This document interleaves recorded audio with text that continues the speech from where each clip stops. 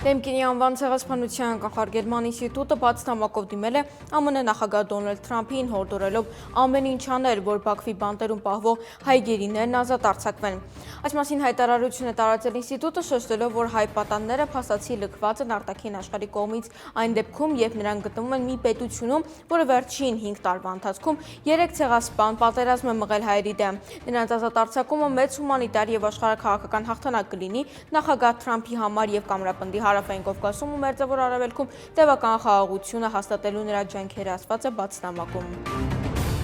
Հայաստանի եղել եւ մնում է ՀԱՊԿ դաշնակից դռները բաց են հանրապետության լիարժեք մասնակցության համար։ Այս մասին 10-ին տված հարցազրույցում ասել է ՀԱՊԿ գլխավոր քարտուղար Իմանգալի Տասմագամբեդովը։ Մենք հույս ունենք, որ Հայաստանը տեսանելի հեռանկարում կվերադառնա ՀԱՊԿ-ին լիարժեք մասնակցությանը։ Դրա համար կան բոլոր պայմանները ու նախադրյալները։ Մենք ելնում ենք նրանից, որ Հայաստանի ժողովուրդը շահագրգռված է Եվրասիայում անվտանգության ընդհանուր տարածքի նկատմամբ։ Ավելին, նոյեմբերին Հայաստանի ԱԳՆ-ն հայտարարություն արեց, որ ՀԱՊԿ-ի կազմից Հայաստանի դուրս գալու հարց չկա, ասել է նա։